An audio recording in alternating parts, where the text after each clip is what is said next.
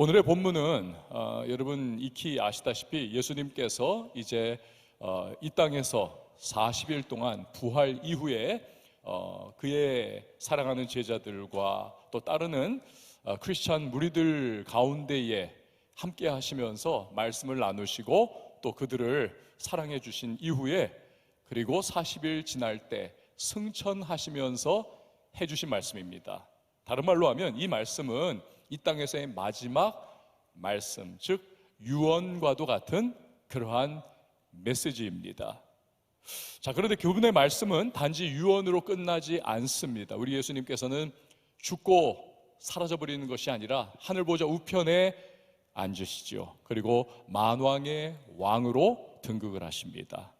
세세 무궁토로 다스리시는 진정한 왕이십니다. 그렇게 이 말씀은 왕명입니다. 왕명, 어명이라고 말할 수도 있겠죠.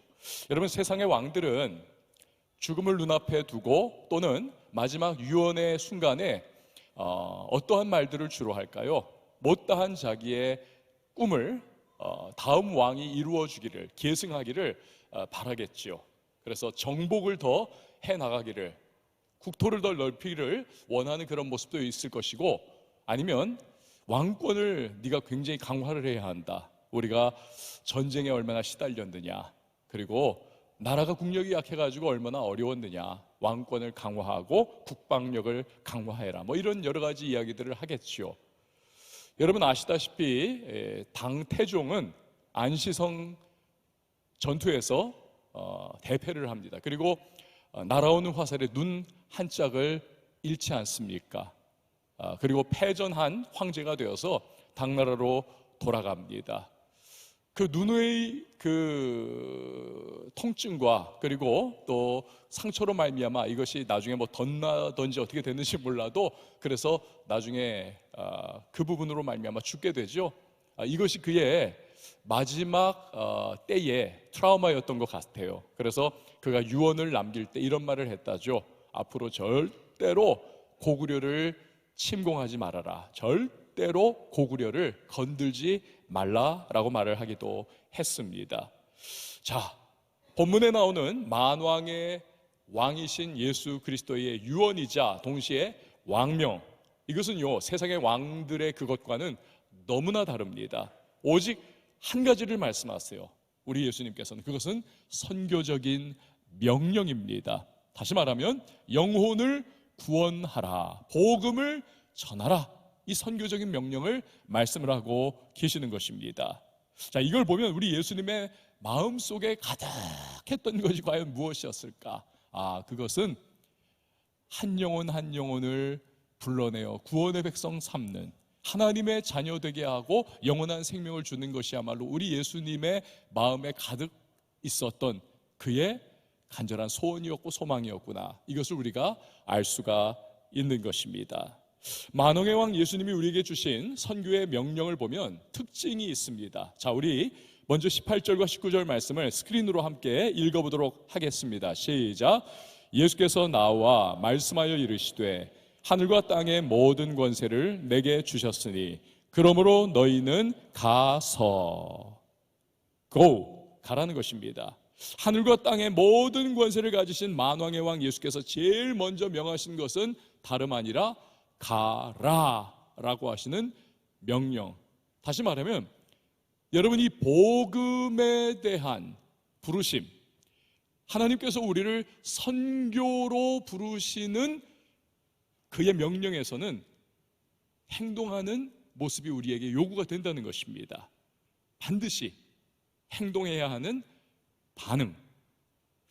자, 얼마 전에 SWM 선교 이사회, 이 SWM은요 전에도 한번 말씀드린 바가 있는데 이슬람 선교를 타겟으로 하는 전문 선교 단체입니다.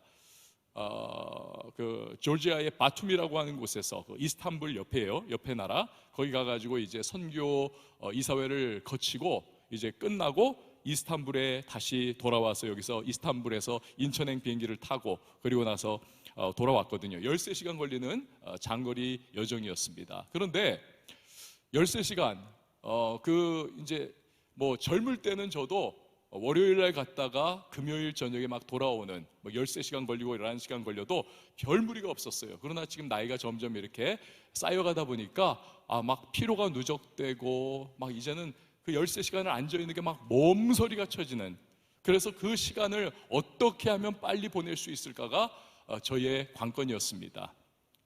피곤을 잊고 어떻게 하면 그냥 빨리 올 수 있을까. 그래서 제가 했던 것이 영화를 보는 거였어요. 비행기 안에서 이렇게 뚝뚝뚝뚝 눌러가지고 영화를 이렇게 목록을 찾지 않습니까? 그럼 거기 영화에 한 클립이 나오고 그 밑에는 어떤 간단한 줄거리가 나옵니다. 제가 골랐던 것이 뭐냐면 Five Feet Apart라고 하는 그러한 영화였어요. 지금 나오는 저 영화인데 우리나라에서 개봉했는지는 모르겠어요. Five Feet Apart. 저 우리나라 말로 번역을 하면 이런 대충 그런 거죠. 5걸음 떨어져서 그런 뜻 아닙니까? 이런 내용이에요. 낭포성 섬유증이라고 하는 불치병입니다. 이것은 유전 질환입니다. 보통 우리 같은 정상적인 사람하고 저 환자가 대화하거나 함께 있어도 문제가 생기지 않습니다. 그러나 저 질병을 가지고 있는 다른 환자와 함께 대화를 한다든지 가까이 있으면요, 이 사람들은 목숨이 굉장히 위험해집니다. 왜냐하면 그 낭포성 섬유증의 그 균이 이 폐라든지 그런 곳에서 있다가 이렇게 호흡을 한다든지 말을 할 때 이게 나오는 겁니다. 그래서 같은 질환을 가지고 있는 사람에게 들어가서 서로 간에 악영향을 끼치고 심지어는 목숨을 잃게 만드는 그러한 무서운 질병입니다. 그런데 남자 주인공과 여자 주인공이 우연히 같은 병원에 입원을 하고 거기에서 이제 함께 생활을 하게 되는 거예요. 몰랐던 그들이 알게 되고 점점 사랑이 싹트게 됩니다. 남자 주인공 굉장히 멋있. 요즘에 그 티모시 샬롬에? 어쨌든 그 사람 듀운에 나오는 굉장히 잘생겼잖아요. 근데 제가 보니까 이 남자가 훨씬 잘생겼어요. 우수해졌고 굉장히, 여기 우리 자매들 지금 벌써 찾아보려고 하는 사람들이 있을지도 모르는데 딱 끊으시고 집에 가서 찾아보세요. 제가 볼 때 훨씬 잘생겼어요. 야, 진짜 이렇게 멋진 애도 있구나, 그런 생각이 들었어요. 근데 하여튼 이 남자 주인공과 여자 주인공이 하여튼 그렇게 막 사랑을 막 싹 틔우고 있는데 이들의 딜레마가 뭡니까? 같은 유전 질환, 함께 5걸음 이내로 들어갈 수가 없는 거예요. 너무 좋아지고 너무 애틋한데 함께 할 수가 없는 거예요. 그래서 복도를 걸어갈 때도 이 마대자루 이만큼 양 끝을 쥐고 이렇게 걸어가는 거예요. 우리는 하나라는 거죠, 한 마음. 그렇지만 더 가까이 접근할 수 없어요. 그러다가 키스 타임이 됐어요. 그런데 키스를 막 하려고 하는데 무슨 생각이 났을까? 야, 이거 우리 이러다 키스 한 번 하고 죽을 수 있다.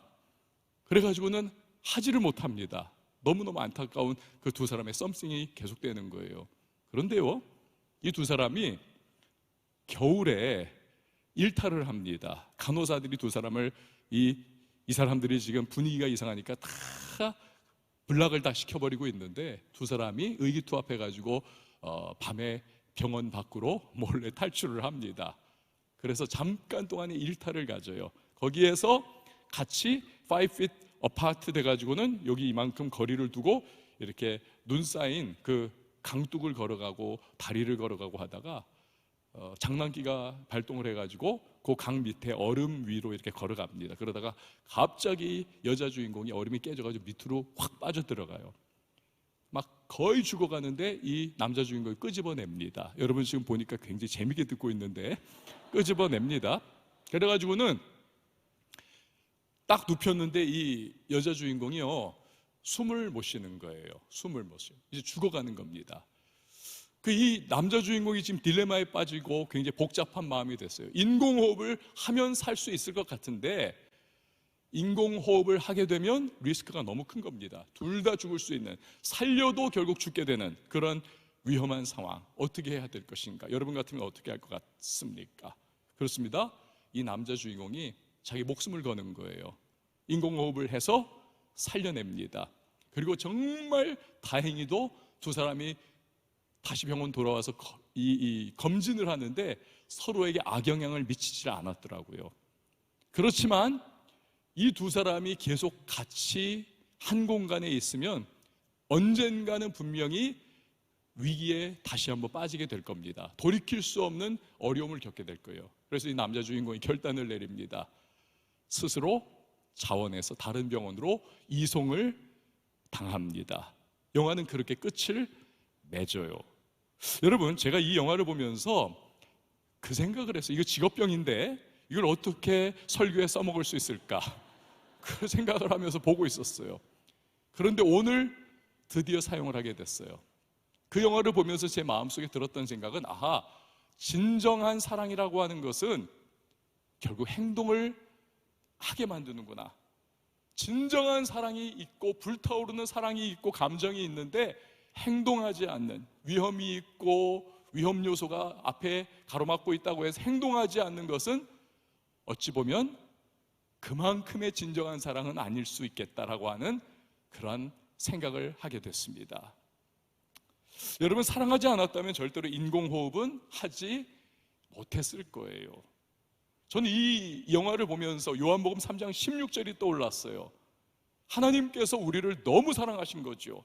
그래서 요한복음 3장 16절은 이렇게 말씀합니다. 하나님이 세상을 이처럼 사랑하사 독생자를 주셨으니. 그러니까 우리를 너무너무 하나님께서 사랑하셔서 가만히 있을 수가 없는 거예요. 멸망과 지옥 백성 되는 그 길을 걸어가는 우리들을 내버려둘 수가 없어요. 인공호흡이라도 해야 돼요. 목숨을 걸고 목숨을 내어 던지면서 무엇입니까? 예수 그리스도를 보내주신 거죠. 그래서 그의 헌신과 희생과 십자가의 죽으심으로 우리를 건져내지 않으십니까? 그 예수 그리스도의 희생과 사랑, 하나님의 그 은혜, 그리고 이제 그 넘치고도 넘치는 사랑을 맛본 저와 여러분에게 주님께서, 왕이신 그분께서 왕명을 내리시는 겁니다. 뭐라고요? 너희도 가서 복음을 전하라는 거예요. 복음을 전하라. 이 가라 하시는 명령, 이것이 선교의 동기이자 시작점, 출발점이 되는 것입니다. 오래전 캐나다에 19세기예요. 후반 20세기로 넘어가기 바로 직전인데, 그 캐나다의 장로교단 신학교에 윌리엄 맥킨지라고 하는 신학생이 있었습니다.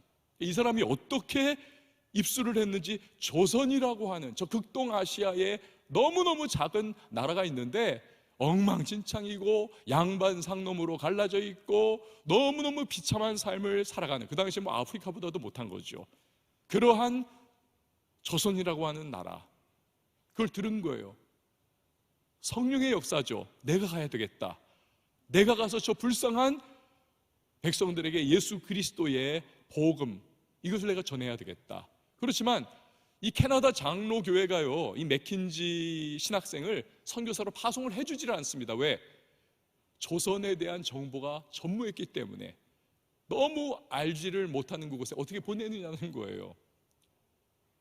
그러나 꺾이지를 않습니다. 자기가 스스로 자비량 선교사가 되어가지고 이 맥킨지 선교사가 조선으로 1893년도에 드디어 옵니다.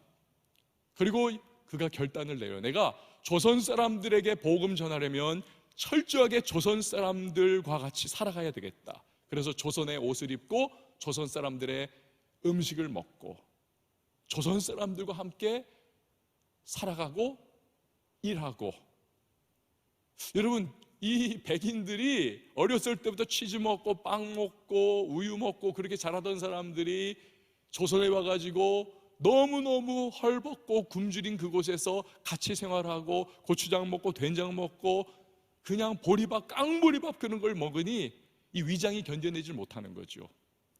그 위궤양과 막 위염과 그런 것으로 너무 고통을 받습니다.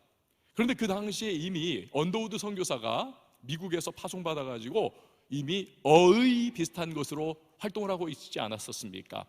근데 이 언더우드 선교사의 집은 굉장한 사업가, 그 언더우드 다자기가 그 집안에서 발명한 거거든요. 엄청난 뭐 갑부 집안입니다. 그래서 풍족했어요. 그 언더우드 선교사의 부인이 맥킨지라고 하는 젊은 선교사가 왔는데 너무 이렇게 헌신적인데 몸도 아프고 힘들다더라. 측은지심이 생겼습니다. 그래서 성탄절날 케이크와 설탕과 치즈와 우유 같은 것을 포장을 해가지고 보내주었습니다. 그 포장지를 열면서 이 맥킨지 선교사가 통곡하고 울었다는 거예요. 왜? 그걸 보는 순간 성탄절에 부모님과 사랑하는 가족들과 함께 케이크 먹고 치즈 먹고 밥 먹으면서 도란도란 함께 했던 그 시간이 너무 그립게 떠올랐던 거예요. 그러면서 다시 캐나다에 가서 그 아픈 몸을 좀 병가를 내서 쉬고 싶은 마음도 들고, 그래서 막 마음이 흔들리기 시작하는 겁니다. 그러면서 이 맥킨지 선교사가 그 순간에 결단을 내려요. 그리고 그 음식을 다 포장을 다시 해서 그 동네에 있었던 황해도 지역에 자기 솔레라고 하는 그 동네에서 뛰어놀고 있던 아이들한테 다 줘버립니다. 너희들이 먹어라. 그리고 자기는 그날 저녁에 그 어느 때보다도 더 고추장과 된장을 듬뿍듬뿍 먹었다는 거예요. 그러면서 몸도 더 아프고 더 헌신적인 그러한 사역 가운데 그가 결국 조선에 온 지 2년 후인 1895년도에 순교합니다. 그의 이야기가 결국 캐나다 모교회로 들어가게 되죠. 그리고 모교회로부터 캐나다 장로교단으로 또한 전달이 됩니다. 교단이 발칵 뒤집히고, 우리가 보내기를 거부했던 그가 가서 이렇게 헌신적으로 사역하다 순교했구나. 여기에서 성령께서 그들의 마음을 움직여 주시고 뜨겁게 하셔서 캐나다 장로교단이 그때부터 조선에 엄청나게 젊은이들을 선교사로 보냅니다. 무려 200명의 선교사를 보내요. 여러분, 오늘날 전 세계적으로 가장 교단이 큰 것이 남침례교입니다. 미국에서는 압도적이에요.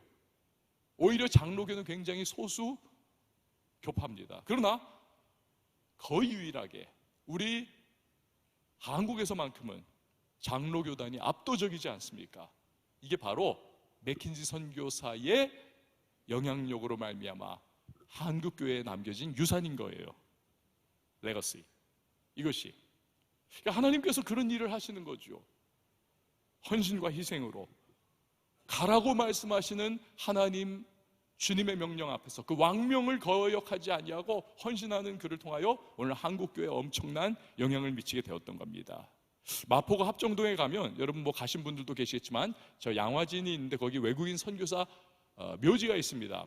거기 보면 정말 너무 젊었을 때 와가지고 짐 풀자마자 하여튼 질병에 걸려가지고 죽은 선교사도 있고, 몇 년 있다가 돌아가신 분들도 있고, 자녀를 낳았는데 자녀들이 여기서 죽은 아이들도 있고, 하여튼 크고 작은 비석들이 많고 묘비들이 많은데 그 중에 허버트 선교사의 묘비에 이런 글이 쓰여 있습니다. 나는 웨스트민스터 성당보다 한국 땅에 묻히기를 원하노라. 여러분, 영국 사람들에게 웨스트민스터 성당은 정말 영예의 전당입니다. 가문의 정말 영광이에요. 근데 거기 묻히는 것보다 나는 이 척박하고 아무것도 없는 먼지 나는 조선 땅에 묻히고 싶다는 거예요. 지난 토요일, 어제예요. 제 신학교 동기인 조수남 선교사님, 우리 교회 협력 선교사님입니다. 이분이 대만에서 암투병 끝에 결국 어제 소천을 했습니다. 너무 마음이 그렇더라고요. 정말 함께 즐겁게 신학교 다니고 함께 정말 시간을 보냈던 그런 분이신데, 여러분 생각해 보세요. 맥킨지 선교사도 그렇고 허버트 선교사도 그렇고 제 친구 선교사님도 그렇고, 어떻게 이분들은 그 머나먼 이국 땅에서 순교할 만큼 헌신하게 됐을까요? 어떻게? 오래전에 같은 헌신을 했고 지금 선교사님들이라면 다 멘토로 삼고 있는, 본으로 삼고 있는 선교사 중에 선교사 사도 바울, 그가 이렇게 해답을 주고 있습니다. 고린도후서 5장 14절 우리 같이 한번 읽어보죠. 시작. 그리스도의 사랑이 우리를 강권하시는도다. 아멘. 그리스도의 사랑, 그러니까 예수님의 사랑에 감격을 해보니까 그분이 주시는 명령, 너도 가서 그 사랑 전해라, 복음 전해라, 영혼 구원해라, 이 왕명을 거역하지를 않게 되더라는 거예요. 순종하고 그 명령을 따르게 되더라는 것입니다. 여러분, 이런 만왕의 왕 예수님의 가라 하시는 말씀은요, 그때의 그분들에게만 주신 말씀이 아닙니다. 이 말씀은 어제나 오늘이나 영원토록 동일하신 주님이시고 성경이기 때문에 오늘 이 시대를 살아가고 있는 우리 모든 교회와 교회를 이루고 있는 성도 저와 여러분에게 주시는 동일한 왕명이기도 한 것입니다. 우리가요, 신앙생활하고 시대가 타락하고 그 안에서 우리 크리스찬들도 뜨거움을 잃어버리고 느슨해져 버려서 그렇지, 이 말씀은 우리 모든 그리스도의 사람들, 예수 그리스도의 사랑과 은혜와 복음의 능력을 경험했던 사람들에게 동일하게 주시는 주님의 말씀이에요. 그래서 우리가 어떻게든 그 명령에 순종하기 위해서 만든 우리 교회적인 시스템이 뭐냐면 태신자 운동입니다. 저기 지금 보면 빛이 되다라고 하는 이번 주제로 이제 14일 남았습니다. 4,390명이 작정되었습니다. 우리가 저 분들을 위해서 기도하고 시스템을 갖춰서 아까 여러분 영상 광고에서 보셨던 감동란이라고 하는 우리 카톡을 통해서 그들에게 영적 도전을 줄 수 있는 그러한 문장과 영상도 보내주고 설교 동영상도 보내주고 그러한 시스템, 우리가 혼자 전도하고 혼자 각계 전투식으로 그렇게 복음을 전하다가는 사실 좀 약하잖아요. 그리고 동기부여도 잘 안 될 수도 있고 방법도 좀 모르면서 벽에 부딪힌 것과 같은 상황이 될 수 있는데, 이러한 교회적인 시스템을 우리가 밟아 나가서 따라가고 스케줄을 따라 행하다 보면 우리가 많은 도움도 얻을 수 있고 전도하는 일에 우리가 조금은 용이한 그러한 길을 걸을 수가 있는 것이죠. 그래서 8주 동안 태신자 운동에 동참하게 되는 겁니다. 전에요, 우리 기억하시죠? 이태원에서 할로윈 때 이제 압사 사고가 일어났습니다. 그래서 참사의 그러한 상황이 있었죠. 그때 한 경찰이 영국 BBC 기자와 인터뷰를 하다가 오열을 한 적이 있습니다. 지금 여러분 사진에 보는 분인데 김백겸 경사라는 분이에요. 이태원 파출소 소속입니다. 근데 이분이 그 당시에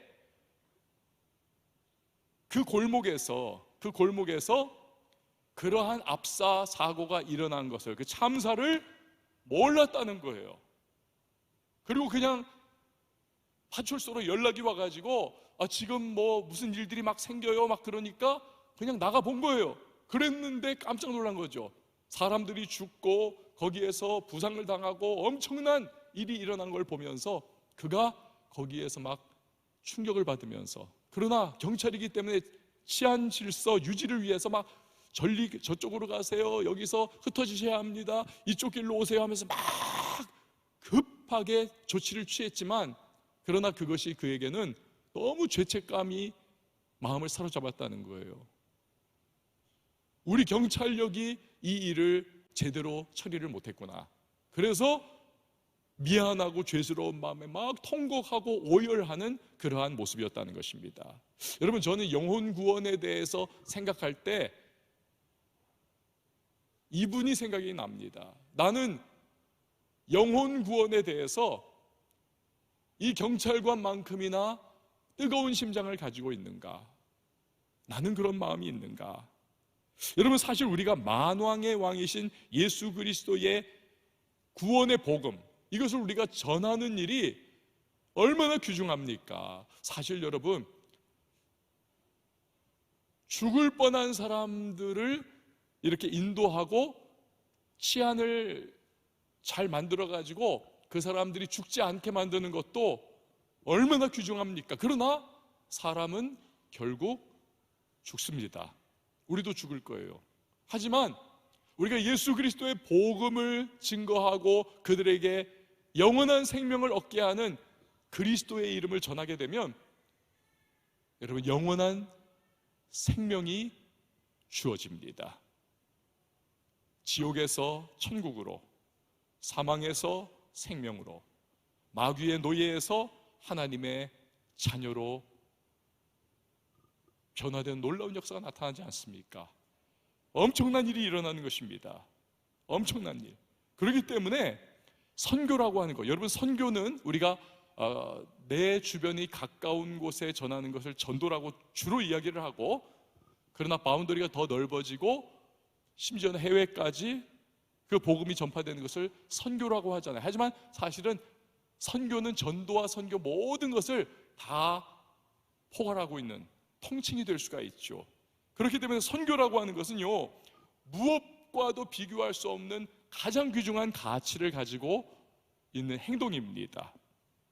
짐 푸트먼이라고 하는 분이 이런 말을 했어요. 제가 이것을 제 카톡 프로필에도 언젠가 계속 띄웠던 적이 있습니다. 이런 말을 했어요. 교회가 잃어버린 이들을 멀리하면 예수님도 그런 교회를 가까이 하지 않으실 것이다. 여러분 정말 그렇지 않겠습니까? 영혼 구원이 그렇게 중요한 것이고, 영혼 구원이라고 하는 것이 멸망해가는 자들을 주께로 이끌어서 영생을 얻게 하는 것이고, 그것이 저와 여러분이 얻은 구원이고, 그것이 우리 교회가 교회될 수 있었던 이유라면 이보다 더 중요한 일이 어디 있습니까? 그런데 교회가 그 영혼을 생각하고 가까이 하고 그들을 케어하는 것을 포기해버린다, 거기에서 실패해버린다, 그것을 놔버린다. 그러면 여러분 진정 교회가 경험했던 그 뜨거운 구원의 감격은 어디 있으며, 그 교회를 이루고 있는 성도들의 구원의 감격은 도대체 어디로 사라져버린 것입니까? 여러분 그런 교회, 하나님께서, 주님께서 정말 그의 시선이 머무는 교회가 될 수 있을까요?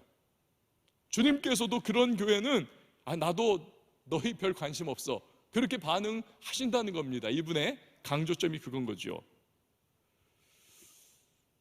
우리가요, 교회와 성도에게 있어서는 이 선교라고 하는 것은 그래서 결코 선택사항이 될 수 없습니다. 옵션이 될 수 없어요. 이건 필수사항입니다. 그리고 우리의 왕 되시는 예수 그리스도의 어명이자 왕명, 그것이 바로 선교인 것입니다. 여러분 이제 우리가 4월 28일에 우리가 이제 이곳에 1부부터 4부 예배까지 우리의 태신자들을 초청하게 될 겁니다. 그리고 그분들에게 복음 메시지가 전파가 될 거예요.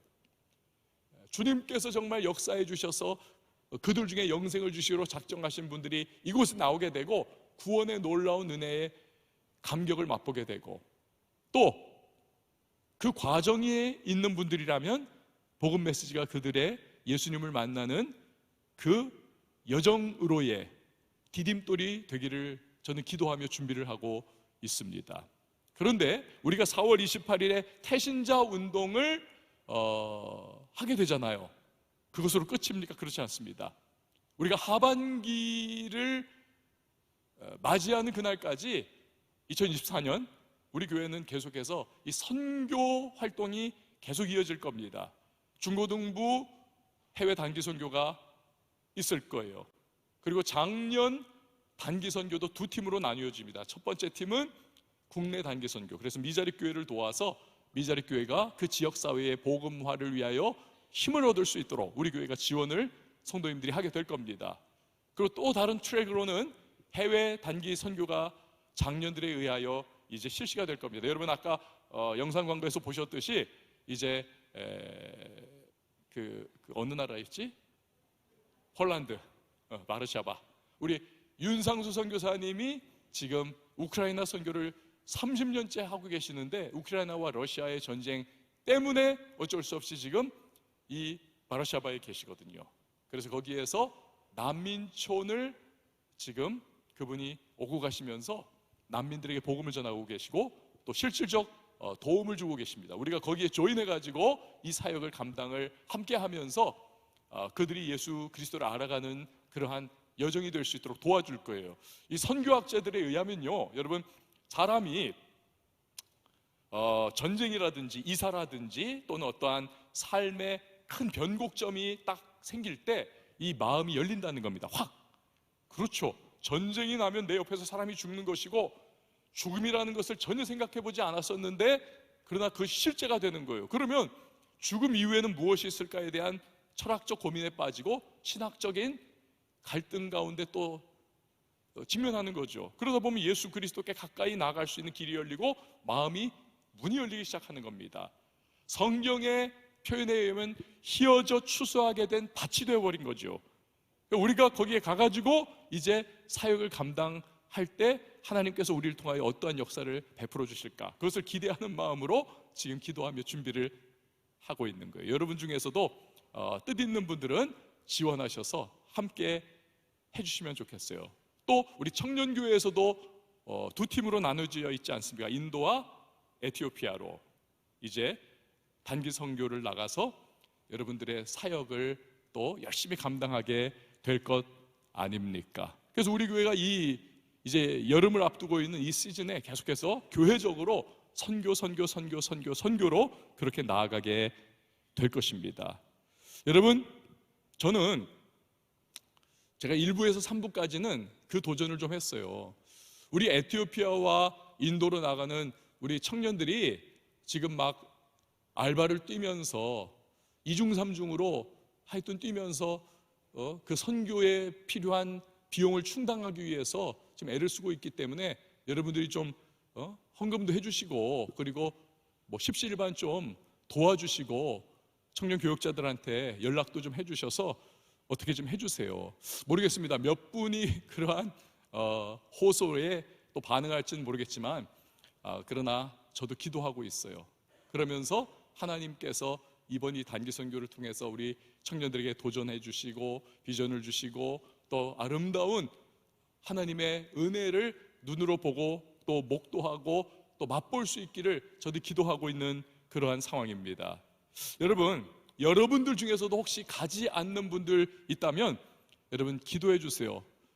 우리 청년들, 장년들, 중고등부 아이들 어떠한 모습으로 선교의 현장에 나가든 그들을 주님이 지켜 보호해 주시고 또 은혜를 베풀어 주시고 무사귀환하는 그날까지 함께 해달라고 여러분 기도해 주시기 바라요. 또 여러분 중에 여유가 그래도 조금이라도 있다면 10,000원, 20,000원이라도 우리 다른 청년들, 내가 가지 못한다면 가는 그들을 위해서도 좀 후원자가 되어 주셔서 같이 함께 선교에 동참할 수 있는 그러한 좀 모습이 됐으면 좋겠어요. 성경을 보면 선지자의 이름으로 선지자이기 때문에 물 한 그릇이라도 대접을 하면 선지자의 상급을 나누어 받는다 하지 않습니까? 내가 비록 가지 못해도 그 사람이 선교의 현장에 나가는 것을 내가 작은 1,000~2,000원이라도 10,000원이라도 내가 도울 때 나도 함께 그 선교사적인 상급을 나누어 받는, 이게 여러분 성경의 원리인 겁니다. 원리예요.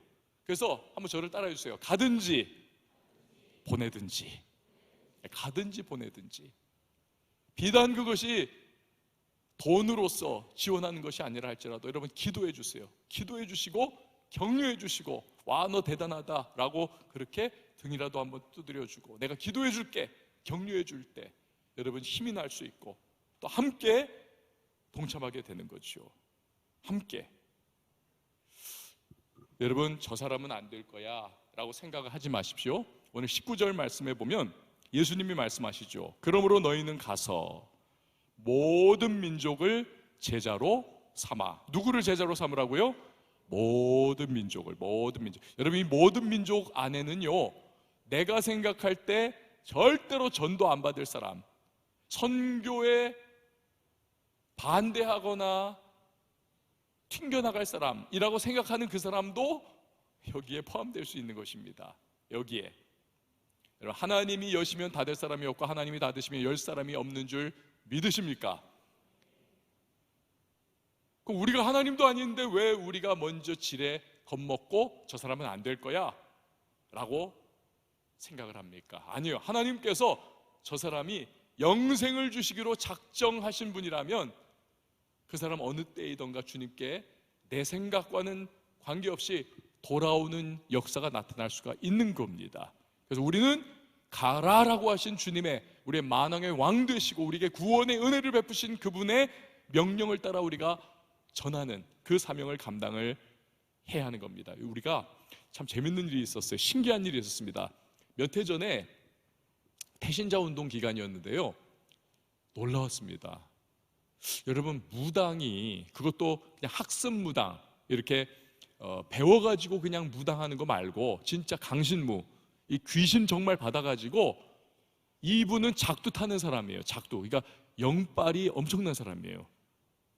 근데 그런 무당이요, 우리 교회 권사님의 전도를 받아가지고 태신자날 나왔어요. 그리고는 예수를 믿게 됐어요. 그리고 신앙생활을 하게 됐어요. 와, 그 귀신이 이 무당을 계속 안 놓으려고요, 막 화상을 입게 만들고 막 오만 가지 방해를 하더라고요. 근데 어쨌든 그런 일이 일어났다니까요. 강신무가, 그것도 작두 타는 사람이.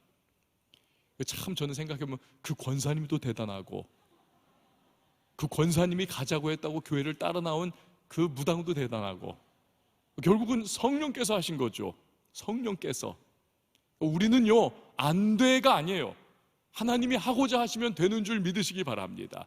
주권은 하나님께 달려있는 겁니다. 우리는 순종하는 것이고, 우리는 왕의 명령 앞에서 예스, 아멘 이라고 반응하면 되는 것입니다. 어떻게 그런 일이 일어날 수 있을까요? 오늘 본문 20절 말씀 우리 같이 읽어보도록 하겠습니다. 시작. 내가 너희에게 분부한 모든 것을 가르쳐 지키게 하라.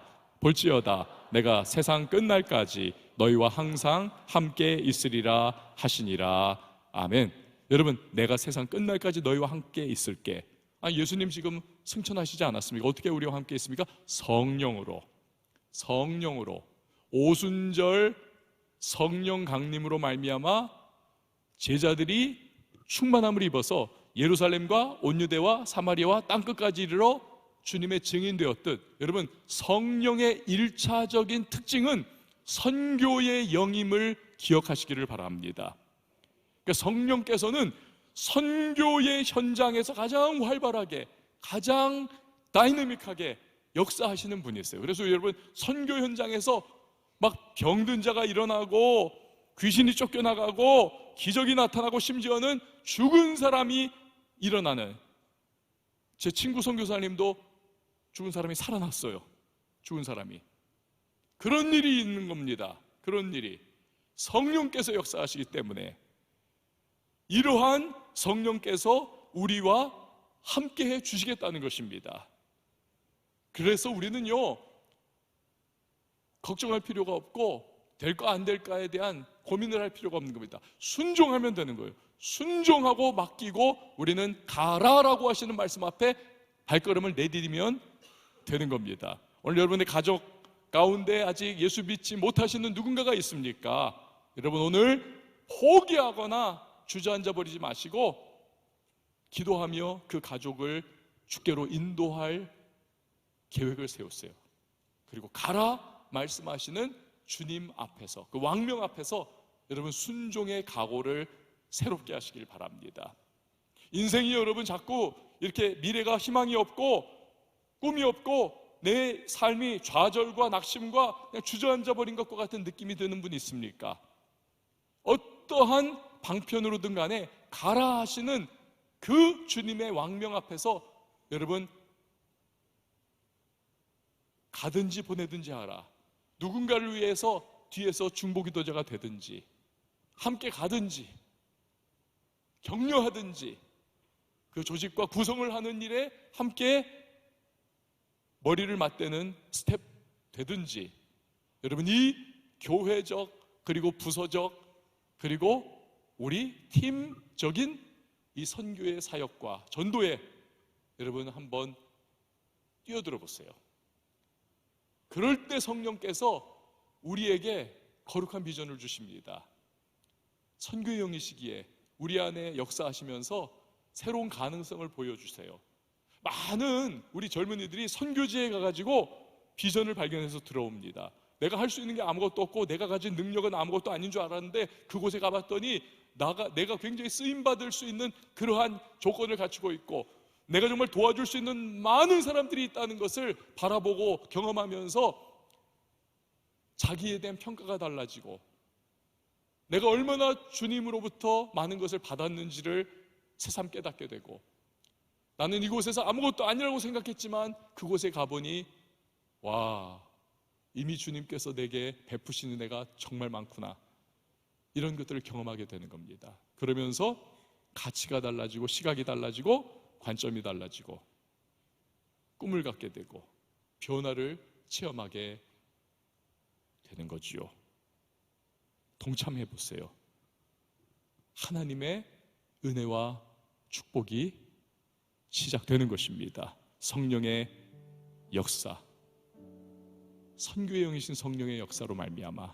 사랑하는 여러분, 선교는 만왕의 왕이신 주님의 명령입니다. 거부할 수 없는, 반드시 수행할 명령인 것입니다.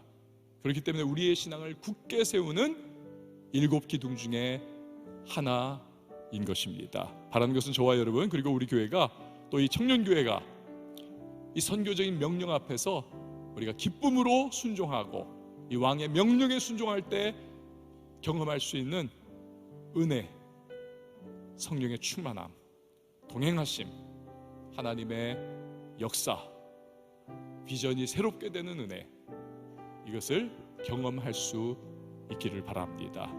여러분, 이것을 남의 것으로 생각하면서 남에게만 밀어두지 마세요.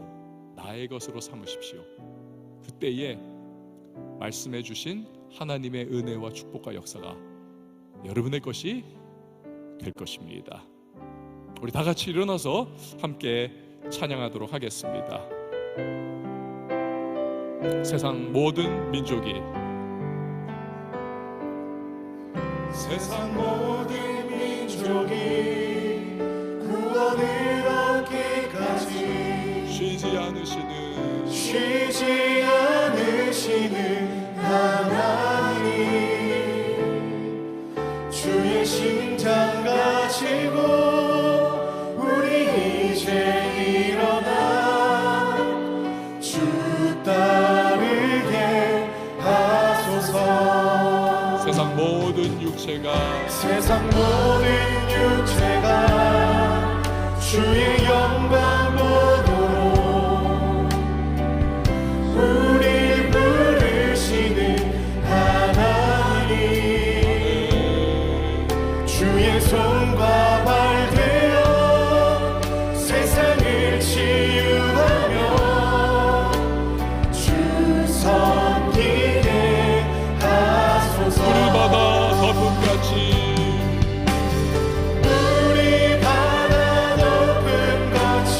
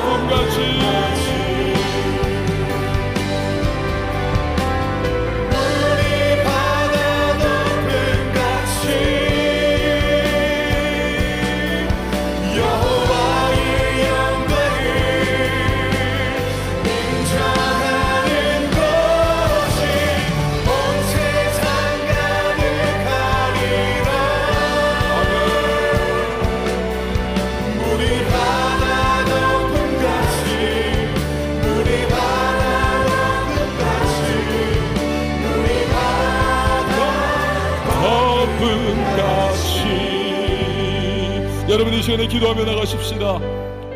왕명입니다. 그 사랑을 받은 우리에게 가라 말씀하고 계십니다.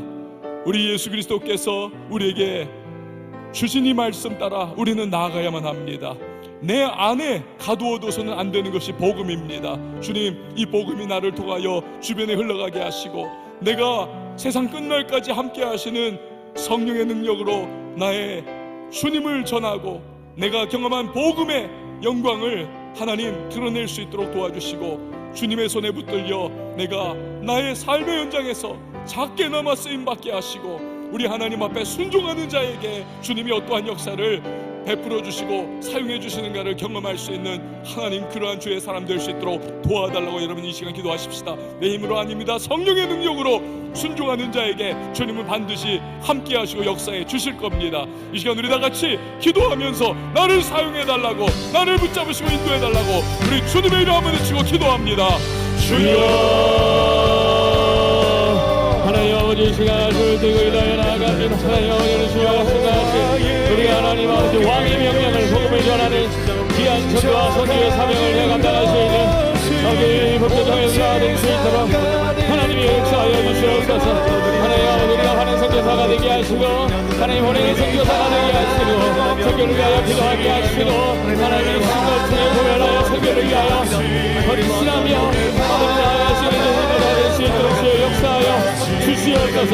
하나님 아버지 특별히 성령의 성교팀을 붙잡아 주시고 인도하여 태우고 나아갈 때에 하나님의 성령이 충만케 하시고 복음으로 운영되게 하시며 주의 복음을 위하여 아버지 예비하신 영혼 하나님의 예정하신 그 영혼들에게 복음을 전할 때 이와 부르심이 일어나게 하시고 성령으로 말미암은 거룩함의 역사가 일어나게 하시고 하나님의 자녀가 되는 놀라운 역사가 구원의 역사가 일어날 수 있도록 하나님의 은혜와 부르심과 함께하여 주시옵소서. 하나님의 성령을 붙잡아 주시고 하나님 선교하는 전도하는 것이 남의 일이 아니고 아버지 나에게 맡기신 하나님 선교입니다. 여러분 이 시간에 다시 한번 기도할 때에 물이 바다를 덮은 것 같이 여호와의 영광 그 위대하심이 이 도시에 가득 증거되기를 기도하십시다. 술 취함과 방탕과 음란함이 가득한 이 도시 가운데 그러나 여호와께서 우리의 주님께서 그들을 위하여 십자가 져 주셨고 부활의 주님으로 첫 열매 되셔서 그들 역시 예수 그리스도를 믿고 주 안에 있을 때 부활의 생명을 얻게 된다는 사실이 증거될 수 있도록 도와달라고 여러분 기도하십시다. 이를 위해 우리 교회가 쓰임받고 우리 청년교회가 쓰임받아서 이 도시가 복음화되고 이 도시가 변화되고 이 도시가 성시와의 역사가 일어날 수 있도록 귀신의 역사, 어둠의 역사, 술 취함, 방탕, 음란의 역사가 쫓겨나가고 이 도시에 하나님의 영광 가득하게 드러날 수 있도록 도와달라고 우리 교회와 청년교회를 사용해달라고 이 시간들이 다같이 주님의 이름 외치고 기도합니다. 주여 하나님 아버지 시간 다시 하나님을 인하여 나아갑니다. 하나님 아버지 우리 청년교회를 통하여서 하나님 아버지 이 도시가 이 지역이 하나님 변화되는 역사가 있게 하여 주시옵소서. 이 지역 가운데 한 영혼이 변화하게 하시고 음란과 술 취함과 방탕함과 아버지 더러운 영들이 떠나가게 하시며 복음으로 말미암아 살아나게 하시고 하나님의 은혜로 말미암아 거듭나게 하시고 하나님 아버지 이 복음이 주의 영광이 충만한 지역 될 수 있도록 하나님을 사용하여 주시고 역사하여 주시옵소서. 하나님의 우리 가운데 이렇게 사용하여 주시옵소서. 하나님의 영광을 나아가게 하시고 이 복음을 위해 나아갈 수 있도록 주여 붙잡아주시고 거룩한 구별된 주의 백성으로서 이 여러분의 신결한 백성으로서 아버지 사명의 때에 창조주와 하나님을 세트 하나님을 기뻐하며 하나님께 영광 올려드리기로 결단하여 신앙에 나아갈 수 있는 하나님께 쓰임받는 청년을 나눌 수 있도록 하나님 역사하여 주시옵소서. 사명의 가운데 경건하게 하시고 거룩한 하나님을 옷받아 나아가게 하시며 선언하게 하시고 하나님의 복음으로 말미암아 이 세상을 바꿔가며 변혁시켜가는 귀한 은혜가 있게 하여 주시옵소서. 우리 다시 한번 마지막으로 기도하며 나갈 때 앞에 있는 한 주간을 주님 앞에 올려드리며 우리를 성령으로 무장시켜 주시고 우리로 뜨겁게 우리의 심령에 성령의 불을 더해 주셔서 삶에 다가오는 위기와 문제와 마귀의 시험과 유혹 앞에서 우리가 굳건하게 하나님의 군사로 세워져서 돌파해 나갈 수 있도록 은혜를 베풀어 달라고, 내가 살아가는 그 삶의 자리, 일터의 현장 속에서, 만남과 관계 속에서, 학업의 현장 속에서 내가 진정으로 그리스도의 영광을 또한 드러내는 축복의 사람 되며, 그 자리에 없어서는 안 되는 사람이 되고 거룩한 영향력을 끼칠 수 있는 하나님의 사람 될 수 있도록 주님, 나로 하여금 성령으로 충만하게 덧입혀 달라고, 또한 죄의 유혹과 도전이 다가올 때에 능히 돌파해 나가는 하나님의 사람으로 우뚝 설 수 있도록 주여 도와달라고, 이 시간 우리 다 같이 한 주간을 주님 앞에 올려드리며 주님의 이름 외치고 기도합니다. 주여. 하나님 아버지, 하나님의 현장 가운데, 직장에서의 삶 가운데, 사업의 현장 가운데, 가정에서의 삶 가운데 하나님 주시옵소서. 하나님 아버지, 주여, 아버지 한주간들의 자리 부흥의 자리로 나오게 하시며, 하나님 위하신 아버지 은혜와 주의 손에 체험하고 경험할 수 있는 그런 주가 될 수 있도록 역사하여 주시옵소서. 평일의 삶 가운데 늘 성령의 충만과 성령의 인도함을 받게 하시고, 성령의 은혜를 위하마 삶의 모든 부분이 옮겨져가는 이야기 되가 있도록 주여 역사하여 주시옵소서. 하나님, 내가 충만하고 영성이 되게 하시고, 하나님과 동행하는 삶이 되게 하시며, 어떤 염려와 고난과 분과 슬픔과 어려움이 있을지라도 우리 함께 하시는 그리스도로 말미암아 우리를 구속하시고 우리를 사랑하시는 그분으로 말미암아 어차피 신뢰하며 나아가 거듭하게 될 수 있도록 하나님 역사하여 주시옵소서. 주님의 은혜가 분과 우리 구속하게 하시고 십자가를 붙들게 하시며 저주하시는 하나님 권세 하나님을 의지하며 나아갈 수 있도록 가정하고 의견을 주님의 아버지 안에 모든 문제를 나아갈 수 있도록 하나님 역사하여 주시옵소서. 하나님 아버지 감사합니다. 우리의 만왕의 왕 되시고 우리 사랑하셔서 십자가의 은혜 베풀어 주시고, 또한 우리에게 가라 명하신 그리스도의 왕명을 우리 순종할 수 있는 모든 왕성의 청년 지체들이 되게 하여 주시옵소서.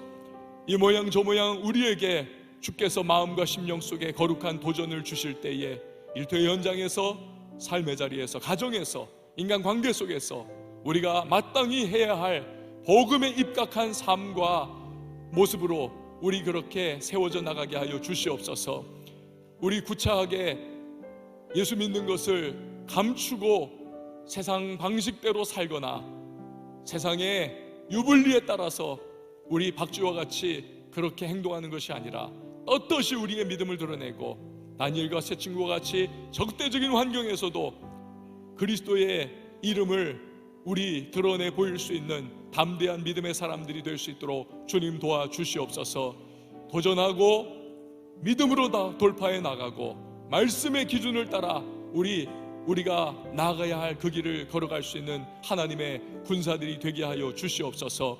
때로는 흔들리고 연약하여 휘청거릴 때, 그때의 성령께서 우리에게 하나님 다시 한번 주의 말씀이 기억나게 하시고 우리의 마음과 약한 심령을 일으켜 세워주셔서 우리 정신 차리고 주님의 백성답게 다시 한번 일어나 전진해 나갈 수 있는 우리 모두 왕성의 청년들이 되게 하여 주옵소서. 오늘 이 자리에 나온 하나님의 사람들 중에 좌절과 낙심과 절망과 유혹 시험에 깊이 빠지거나 어떠한 중독 가운데 매여 있는 자들이 있다면 성령이여 임재하시고 역사하시고 중독에서 자유를 허락해 주시고 그 모든 실패와 좌절 낙심에서 다시 일어나게 주님의 성령이여 도와주시옵소서.